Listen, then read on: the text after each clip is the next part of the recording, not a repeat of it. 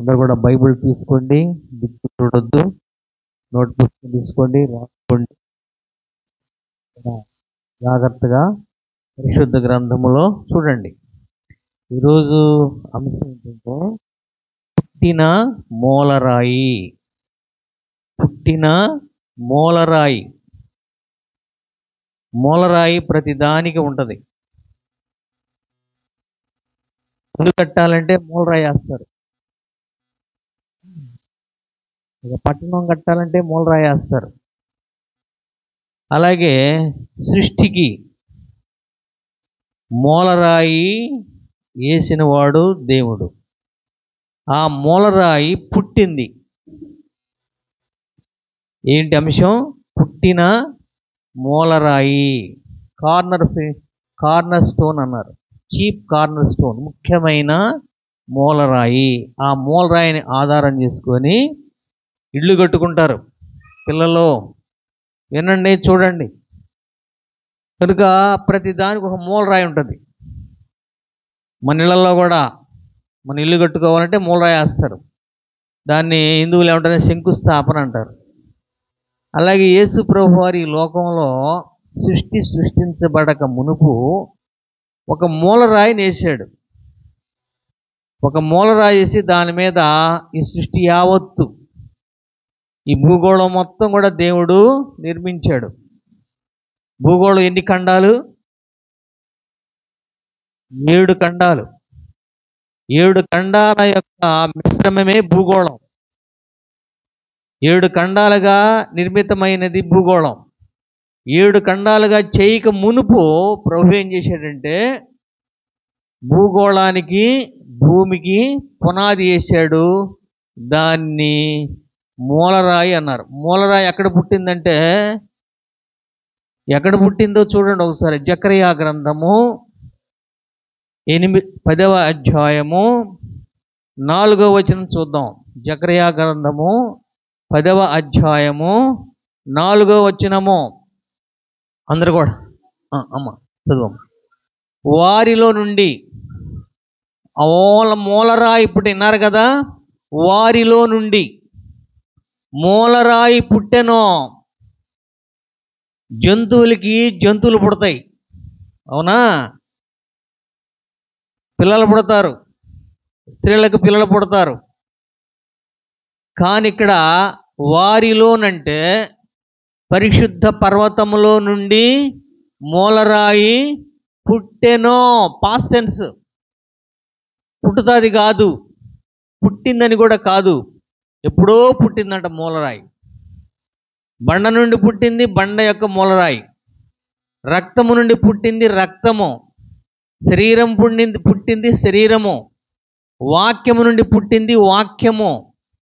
యోహాను సువార్త 3వ అధ్యాయం 6వ వచనం చెప్తే చూస్తే ప్రభు అన్నాడు కదా, రక్తము వలన పుట్టినది రక్తము, శరీరము వలన పుట్టినది శరీరము, ఆత్మ వలన పుట్టినది ఆత్మ, నరుల వల్ల పుట్టింది నరుడు. అలాగే పరిశుద్ధ పర్వతంలోనే పుట్టింది పరిశుద్ధ పర్వతమే. దాన్ని ఏమదంటే మూలరాయి పుట్టింది. పర్వతాలకు పుట్టుకున్నది. ప్రభు చెప్తున్నాడు, పర్వతాలకు పుట్టుకున్నది. పెద్ద పెద్ద మౌంటైన్స్ మనం చూస్తాం. భూగోళంలో చాలా చాలా పర్వతాలు చూస్తాం. వాటికి పుట్టుక ఉన్నది, అవి ఎప్పుడు పెరుగుతూనే ఉంటాయి. అలాగే ఆ పర్వతాల్లోంచి పుట్టింది ఏంటంటే మూలరాయి, పుట్టిన మూలరాయి. ఆ మూలరాయి ఎవరై ఉన్నారు? చూడండి, ఎఫెసీ పత్రిక 2వ అధ్యాయము 20వ వచనం చూద్దాం. అది మూలరాయి అనుకుంటున్నాం కానీ వాస్తవానికి దాని దగ్గరికి వెళ్ళి చూస్తే అది ఎవరో దేవుని వాక్యం చెప్తే. ఎఫెసీ పత్రిక 2వ అధ్యాయము 20వ వచనం చూద్దాం. ఒకసారి చదవండి. ఎఫెసీయులకు రాసిన పత్రిక. క్రీస్తు యేసే ముఖ్యమైన మూలరాయి ఉండగా అపోస్తులను, ప్రవక్తలను వేసిన పునాది మీద యేసుక్రీస్తు మూలరాయి. ఎవరయ్యా మూలరాయి అంటే? మూలరాయి అంటే ఎవరు పిల్లలు? యేసుక్రీస్తు, Jesus Christ is the chief corner stone.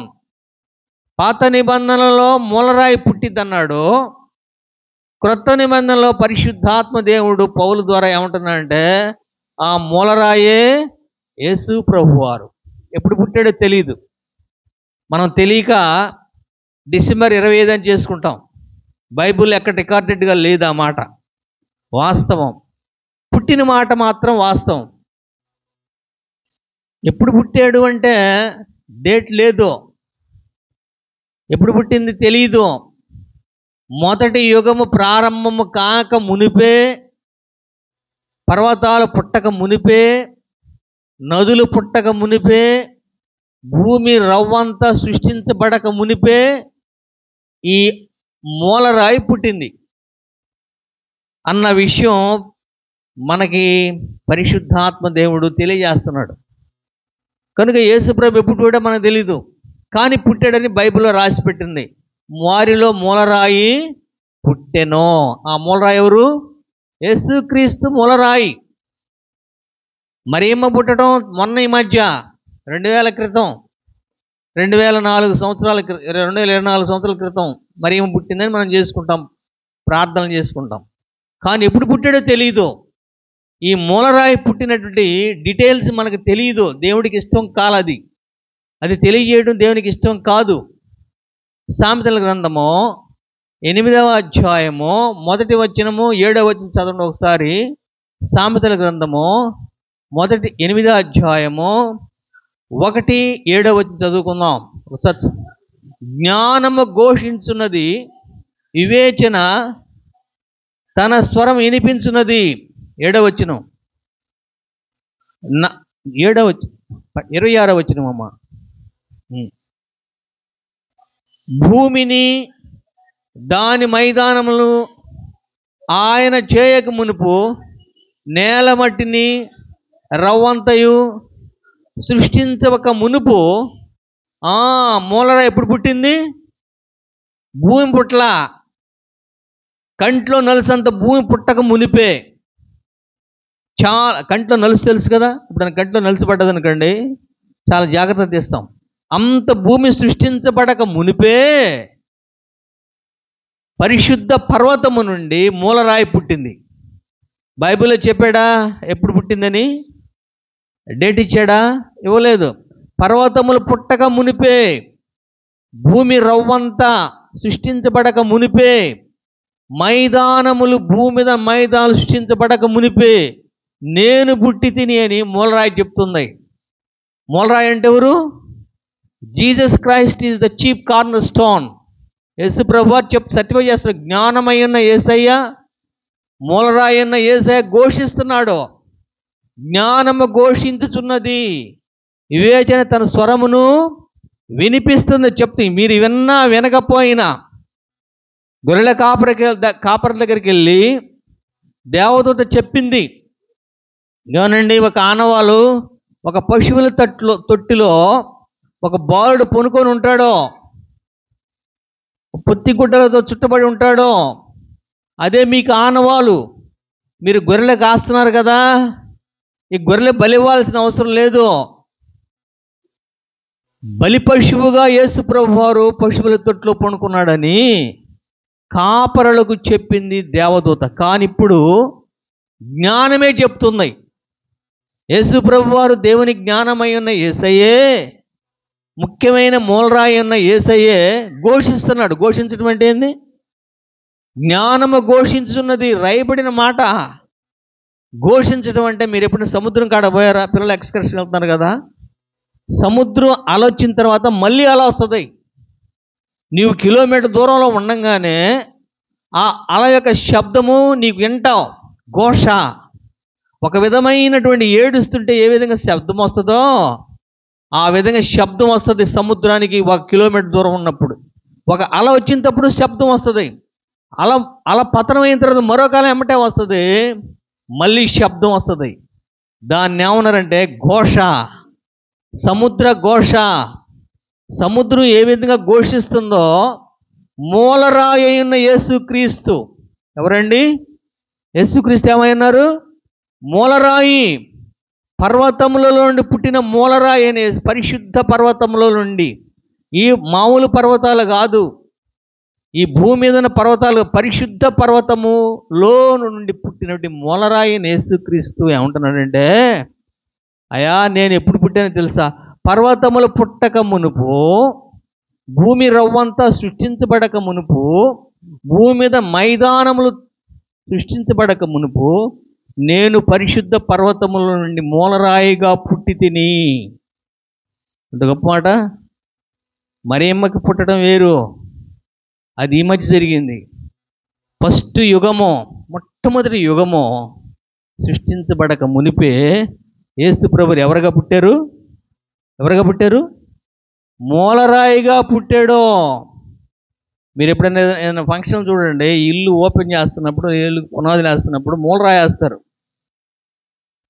ఆ మూలరాయినే మన హిందువులు సహోదరులు ఏమంటారంటే శంకుస్థాపన అంటారు. అలాగే భూమికి దేవుడు శంకుస్థాపన చేయక మునుపు మూలరాయి నాడు వేసి, ఆ మూలరాయి మీద పునాది వేసాడు. ఆ మూలరాయి ఎక్కడ జన్మించిందంటే పరిశుద్ధ పర్వతంలో నుండి జన్మించింది. ప్రభు నాడు శరీరము నుంచి జన్మించింది శరీరమును, ఆత్మ మూలన జన్మించింది ఆత్మను, పాప మూలన జన్మించింది పాపమును, పరిశుద్ధ పర్వతము నుంచి పుట్టింది పరిశుద్ధ పర్వతము అయిన మూలరాయి. కనుక ఈరోజు అంశం ఏంటంటే పుట్టిన మూలరాయి. ఏ పిల్లలు ఏ అంశం? పుట్టిన మూలరాయి. చూడండి ఒకసారి 99వ కీర్తన 6వ వచనము. ఏ పర్వతాలు అవి? ఈ హిమాలయ పర్వతాలు, ఆల్ఫా పర్వతాలు, ఈ భూగోళం మీద ఉన్న పర్వతాలు కాదు. 99వ కీర్తన 9వ వచనము ఒకసారి చదవండి. మన దేవుడైన యెహోవా పరిశుద్ధుడు, మన దేవుడైన యెహోవా ఘనపరచుడి. ఏ పర్వతము? ఆయన పరిశుద్ధ పర్వతమును, పరిశుద్ధ పర్వతం సాగిలపడి, నిలబడి నమస్కారం చేయకూడదు, సాష్టాంగ నమస్కారం చేయుడి. అదే పర్వతము? పరిశుద్ధ పర్వతము. హిమాలయ పర్వతం కాదు, ఆల్ప పర్వతాలు కాదు, ఎవరెస్ట్ పర్వతం కాదు, అది పరిశుద్ధ పర్వతము. ఆ పర్వతములోంచి పుట్టింది పరిశుద్ధమైనటువంటి మూలరాయి. కనుక్కునంటారు కదా, సాష్టాంగ నమస్కారం చేయండి. సాష్టాంగం ఉన్న పాటున ఒక వారలో పడుకొని దేవుని కొనియాడండి అని దావీదు ద్వారా పరిశుద్ధాత్మ దేవుడు తెలియజేస్తున్నాడు.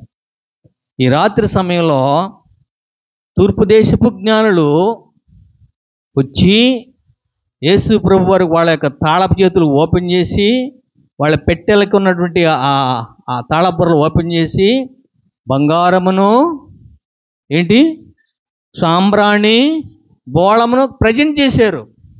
జ్ఞానులు జ్ఞానమనే తాళపు చేతిని జాగ్రత్త పట్టుకున్న తాళం వేశారు. ఒకవేళ లూసిఫర్ దొంగిలిస్తాడేమన్నా, పెట్టెలు ఏమున్నాయి? 3 ఆశీర్వాదాలు ఉన్నాయి. బంగారమును, సాంబ్రాణి, బోళము అవి పక్కన పెట్టి ఇంట్లోకి వచ్చి యేసు ప్రభు దగ్గర సాష్టాంగ నమస్కారం చేశారంట. సాష్టాంగ నమస్కారం చేసి ఆయన మొక్కి, ఆయన కొనియాడి ఘనపరిచి ఏమిచ్చారు? ఆ తాళాలు ఓపెన్ చేసి, ఆ పెట్టె ఓపెన్ చేసి టన్నులు బంగారం ఇచ్చారంట. గొప్ప మాట. ఎంత ఆశీర్వాదం. జ్ఞానులు వారు తమ పెట్టెలు ఇప్పి అని ఉంటుంది బైబిల్లో. ఎన్ని పెట్టెలు ఇచ్చారో తెలియదు. వాళ్ళ పెట్టెల యొక్క తాళపు చేతులు వాళ్ళ దగ్గర ఉన్నాయి. ఇశ్రాయేలుకు తెలియలా. జ్ఞానమనే తాళపు చేతిని వాళ్ళు దాచిపెట్టుకున్నారు. వాళ్ళు పోయే వాళ్ళని పోనీయరు. ఇప్పుడు దీనికి లాక్ చేసామనుకోండి, ఈ డోర్కి, మనం పోయే వాళ్ళని పోనీయం. జ్ఞానమనే తాళపు చెవి ఇశ్రాయేలు ప్రజలు పోగొట్టుకుంటే, జ్ఞానులైనటువంటి రాజులు తాళం వేసి దాంట్లో మేలిమి బంగారము. ఏ బంగారం? మేలిమి బంగారం అంటే తెలుసా? ఒక బంగారాన్ని ముడి పదార్థాన్ని 7 సార్లు పుటము వేస్తే ఏమాత్రము మలినము లేనిది ఏమన్నారంటే మేలిమి బంగారం, శ్రేష్టమైన బంగారం. పెట్టెలు వేసుకొచ్చారు. ఆ బంగార పెట్టెలు ఓపెన్ చేసి ప్రభుకి మహింపరచక మునుపు సాష్టాంగ నమస్కారం చేశారంట. అది ఏ పర్వతం అండి? పరిశుద్ధ పర్వతము. పరిశుద్ధ పర్వతం నుంచి ఏముంటుంది? ముఖ్యమైన మూలరాయిని యేసు ప్రభు వారు పుట్టారు.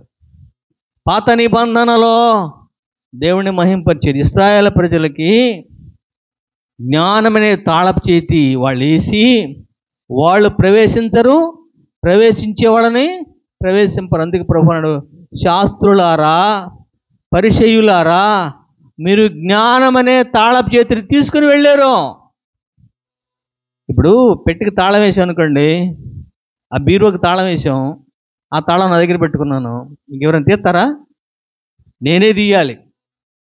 జ్ఞానం అనే యేసుక్రీస్తు యొక్క తాళపు చెవిని వాళ్ళు వేసి జ్ఞానం రానీయకుండా చేశారు.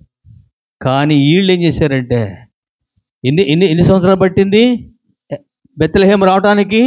2 సంవత్సరాలు పట్టింది వాళ్ళ ప్రయాణం. ఈ రాయి ఏంటంటే ముఖ్యమైన మూలరాయి, పరిశుద్ధమైన మూలరాయి యేసు ప్రభు వారు. 2 సంవత్సరాలు ఒంటెల మీద ప్రయాణం చేసి యేసు ప్రభు వారు ఇంట్లోకి వచ్చారు, సాష్టాంగ నమస్కారం చేశారు. అంటున్నాడు కదా, ఆయన పరిశుద్ధ పర్వతం మీద సాష్టాంగముగా నమస్కారం చేయాలి, సాష్టాంగపడాలి. పరలోకంలో మన ప్రభు నిలబెట్టి వర్షిప్ చేయం, సాష్టాంగపడి వర్షిప్ చేస్తాం. అంత కృపామయుడు ఎప్పుడు పుట్టాడండి? సృష్టించబలక మునిపే. అప్పుడంట ఆ మూలరాయిని యేసు ప్రభు వారు ఎలాంటి వాడో తెలుసా? ఎలా ఉన్నాడో తెలుసా?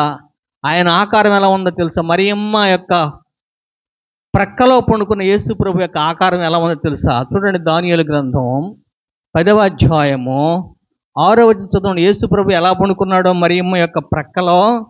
ముఖ్యమైన మూలరాయిని యేసు ప్రభు ఎలా ఉన్నాడో, ఆయన ఆకారం ఏంటో చూడండి ఒకసారి. దానియేలు గ్రంథము 10వ అధ్యాయము 6వ వచనం చూద్దాం, చదవండి ఒకసారి. దానియేలు గ్రంథము 10వ అధ్యాయము 6వ వచనము. నేను 10:6 అతని శరీరము, యేసు ప్రభు శరీరం ఎలాంటిదండి?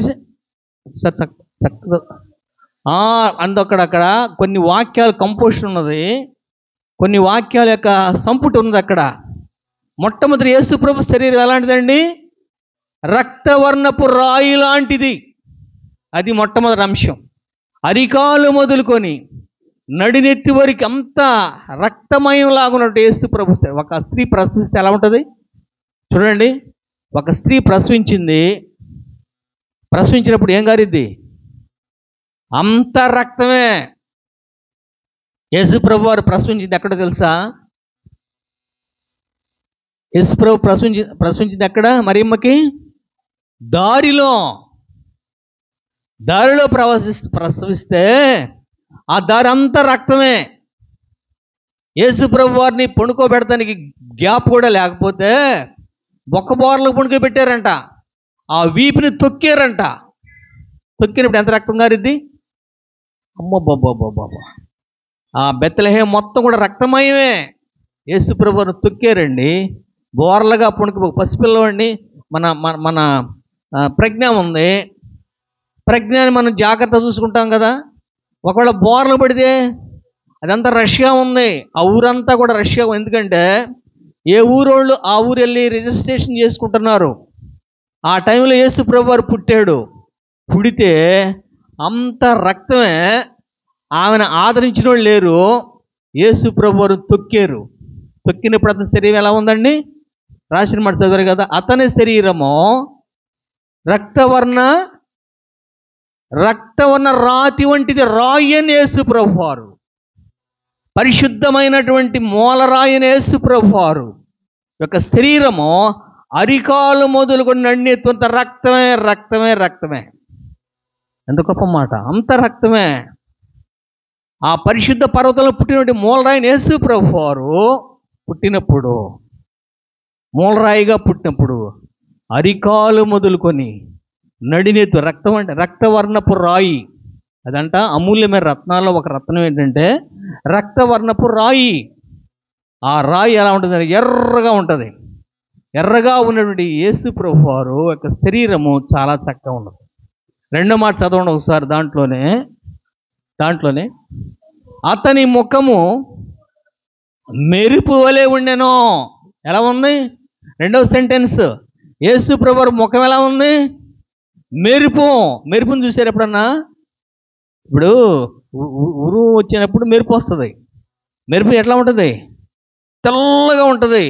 ఇది ఈ ట్యూబ్ లైట్ కొంటే కూడా నీతి సూర్యుని యొక్క ఆ యొక్క ముఖము, యేసు ప్రభు వారి యొక్క ముఖము, ముఖ్యమైన మూలరాయిన యేసు ప్రభు పరిశుద్ధ పర్వతంలో పుట్టిన యేసు ప్రభు యొక్క ముఖం ఎలా ఉందంటే నీతి సూర్యుడు వలె తెల్లగా. మిట్ట మధ్యాహ్నంతప్పుడు ఎండను చూడగలరా? ఏ మేఘాలు లేవు అనుకోండి, పెంటప్పుడు బయటికి వెళ్ళి మీరు చూడండి, ఎట్లా ఉంటాడు సూర్యుడు? ఎలా ఉంటాడు? తెల్లగా ఉంటాడు. చూస్తే మీ కళ్ళలో ఏం కారుతాయి? నీళ్లు కారుతాయి.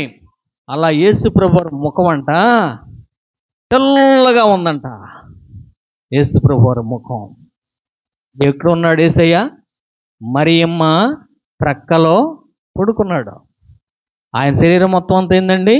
రక్తం. ఆయన ముఖం ఎలా ఉందండి? మెరుపు వలె తెల్లగా మెరుస్తుంది. తర్వాత ఇంకొక వాక్యం చూడండి. అతని కన్నులు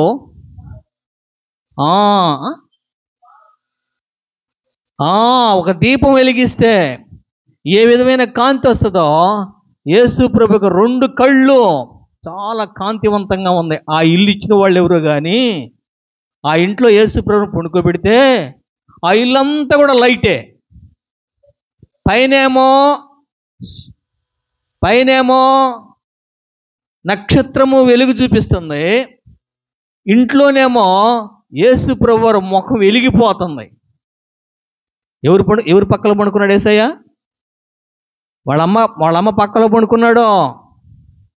యేసయ్య చుట్టూ ఏమున్నాయి? పొత్తిగుడ్లు చుట్టూ ఉన్నారు. ఆ పొత్తిగుడ్లంతా రక్తం రక్తం రక్తం. ఇంకో మాట చదవండి, ఇంకో మాట. అతని కనులు, అతని భుజములను, అతని పాదములు తళతళలాడు ఇత్తడిని పోలి, ఇత్తడి ఏ విధంగా తళతళలాడిద్దో, తళుక్కులు మెరిసిద్దో, అతని పాదములు, అతని భుజములు మెరిసిపోతున్నాయి. ఈ పర్వతం ఎక్కడ పుట్టింది? పరిశుద్ధ పర్వతం ఇప్పుడుండి మూలరాయి యేసు ప్రభు వారు మరియమ్మ పక్కలో కొనుక్కున్నాడు. వాళ్ళ అమ్మ దగ్గర పాలు తాగుతున్నాడు. యేసయ్య ఆకారాన్ని గురించి దానియేలుకి దేవుడు బయలుపరిచాడు. ముఖ్యమైన మూలరాయిన యేసు ప్రభు వారి యొక్క ఆ వర్ణన ఎంత గొప్పది. ఆ రక్తములో అంటే ఆ మూలరాతిని తీసుకొని ఏం చేశాడు? ఈ సృష్టికి పునాది వేసాడు దేవుడు. ఎవరికి వేసాడు? ఈ సృష్టికి. అప్పుడు కోటాను కోట్ల దేవదూతలో దేవుని కుమారులో దేవుణ్ణి ఘనపరుస్తున్నాడు. ఒక ఇల్లు స్టార్ట్ చేయాలనుకుంటే మనం రేపు ఓపెన్ చేస్తాం ఇక్కడ హాస్టల్లో. అప్పుడు ఏం చేస్తాం? దైవ సేవకులందరూ కూడా పాటలు పాడుతూ, మీరందరూ కూడా పాటలు పాడుతూ దేవుణ్ణి ఘనపరుస్తూ ఆ పునాది వేస్తాం. అలాగే మన ఇల్లు కట్టుకునేటప్పుడు మనం ఏం చేస్తామంటే మంచి దైవ సేవకులను పిలిపించి పాటలు పాడుతూ దేవుణ్ణి కొనియాడుతూ ఏం చేస్తామంటే పునాదులు వేస్తాం. ముఖ్యమైన మూలరాయిని వేస్తాం. సృష్టికి ముఖ్యమైన మూలరాయిని వేస్తాం. అలాగే వేసాడంట. ఆ విషయం యోబుకి తెలియజేస్తాడు దేవుడు. ఎవరికి తెలియజేస్తున్నాడు? యోబుకి. ఎక్కడిని తెలియజేస్తున్నాడు? సుడిగాల్లో ఉండి చెప్తున్నాడు.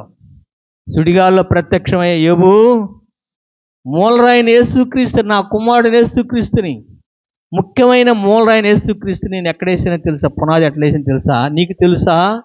నేను చెబుతున్నాను వినని ఎవరికి తెలియజేస్తున్నాడు? యోబుకి తెలియజేస్తున్నాడు. 38వ అధ్యాయము యోబు గ్రంథము 1వ వచనం చదువుదాం. 1వ వచనము 7వ వచనము. యోబు గ్రంథం 38వ అధ్యాయము 1వ వచనము 7వ వచనం.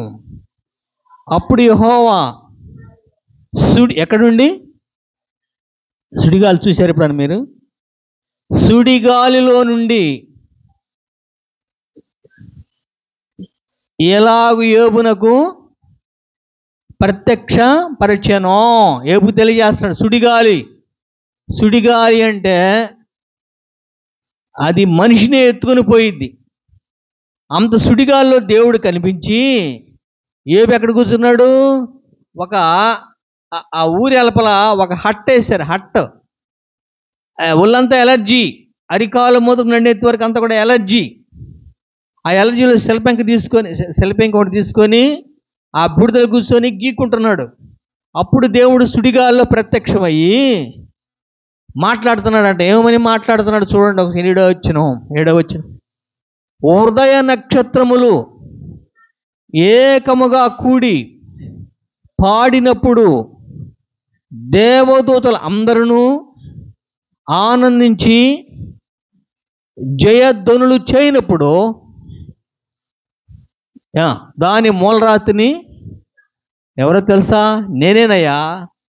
మూలరాతిని వేసింది నేనే. మూలరాయి అంటే ఎవరు? Jesus Christ, the chief cornerstone. యేసు ప్రభు అనే నా కుమారుని మూలరాయిగా వేసింది నేనే. అప్పుడు ఏం చేశారంట? దేవదూతలందరూ ఏం చేశారంట? సంతోషంగా జయధ్వనులు చేశారంట. క్రిస్మస్ అప్పుడు జరిగింది. ఇప్పుడు చేసుకోవటం పెద్ద విశేషం కాదు. ఎప్పుడు జరిగింది? ఎప్పుడో తెలియదు. ఏ విషయం ఎవరు తెలియజేస్తున్నాడు? యోబుకి దేవుడు తెలియజేస్తున్నాడు. ఎప్పుడో తెలియదు. ఆ క్రిస్మస్ చేస్తున్నప్పుడు కోటాను కోట్ల దేవతలు జయధ్వనులు చేశారంట. ఎవరు వాళ్ళు? చదవండి ఒకసారి 7వ వచనం. ఏ నక్షత్రములు?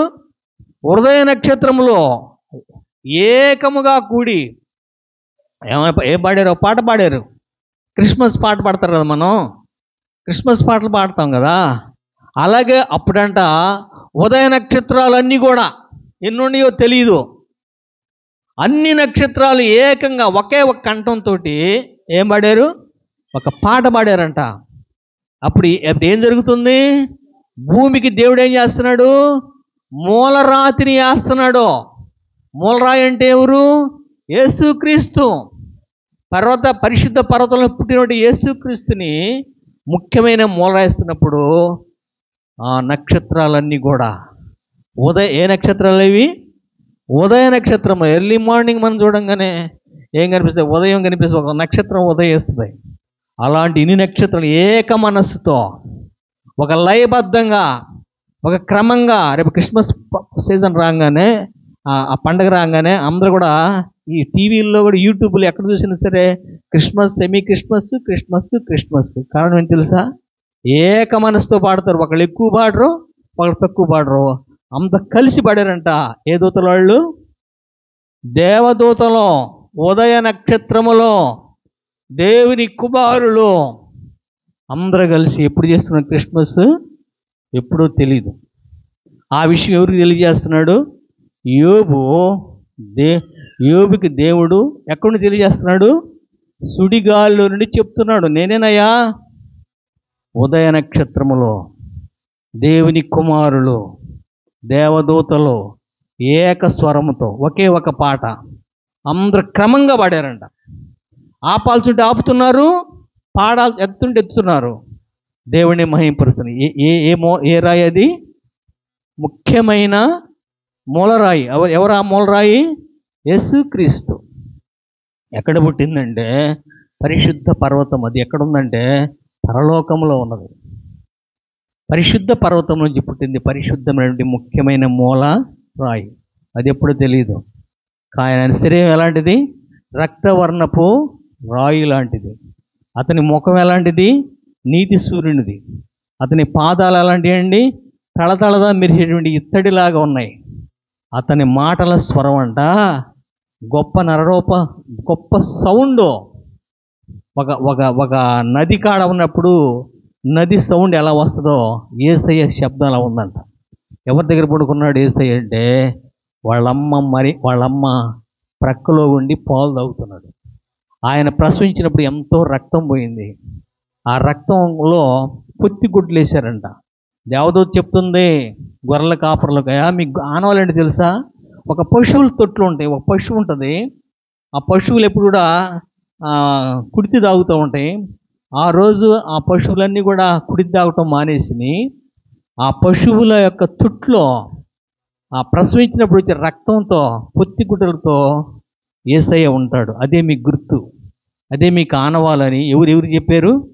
గొర్రెల కాపరులకు దేవదూత చెప్పింది. వాళ్ళు వచ్చి అదే గుర్తులో ఉన్నటువంటి ఆనవాళ్ళతోటి యేసుక్రీస్తుని మహింపరిచారు. అది మనం ఎరిగిన సత్యం. కానీ ఎరగని సత్యం ఏంటంటే ఆ తారీఖు ఎప్పుడో మనకు తెలియదు. ఇక్కడ యోబు చెబుతున్నాడు, నా కుమారుడిని యేసుక్రీస్తు, లోకరక్షకుడిని యేసుక్రీస్తు, పరిశుద్ధ పర్వతం నుంచి ముఖ్యమైన మూలరాయిగా పుట్టిన నా కుమారుడిని యేసుక్రీస్తుని నేను ముఖ్యమైన మూలరాయిగా వేసినప్పుడు ఏ దూతల వాళ్ళు? దేవదూతలు ఏకముగా ఉదయ నక్షత్రములు ఏకముగా పాడినప్పుడు ఒక పాట పాడారు. అప్పుడే జరిగిందయ్యా క్రిస్మస్ అని ఎవరు చెప్పారు? యోబుకి దేవుడు సుడిగాల్లో నుండి ప్రత్యక్షమై చెప్తే యోబు గీక్కోవటం ఆపేశాడంట. ఎలర్జీ వచ్చింది కదా, అరికాలు బతుకు నన్నెత్తి వరకు జాగ్రత్తగా అన్నాడట.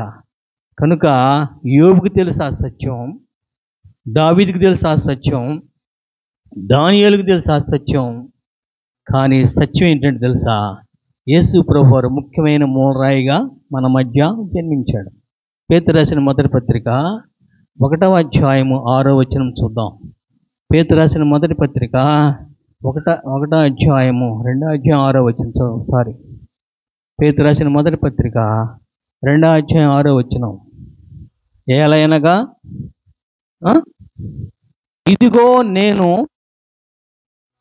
ముఖ్యమును ఏర్పరచబడినది అమూల్యమునగు ఏ రాయి? అమూల్యమైన మూలరాతిని, అమూల్యమైన వాడు యేసు ప్రభువారు సియోనులో స్థాపించున్నాడు. సియోను అంటే పరలోకములో ముఖ్యమైన మూలరాయి యేసు ప్రభువారు, అమూల్యమైన మూలరాయి యేసు ప్రభువారు, ఏర్పరచబడిన మూలరాయి యేసు ప్రభువారు, ముఖ్యమైన మూలరాయి యేసు ప్రభువారు. నువ్వు ఇక్కడ గణపరిచినా గణపరచకపోయిన పరలోకములో యేసు ప్రభువుని గణపరుచు. సియోను అంటే పరలోకం, పరలోకములో స్థాపించాడంట. ఆ రాయికున్న క్వాలిటీస్ ఏంటి? ముఖ్యమైన రాయి, మూలరాయి, అమూల్యమైన రాయి, అమూల్యమైన రాయి. ఆ రాయి మామూలు రాయి కాదు, అమూల్యమైన రాయి, ప్రశస్తమైన రాయి, తర్వాత ముఖ్యమైన రాయి. ఆ రాయి పేరేంటి? ఎక్కడ జన్మించింది అది?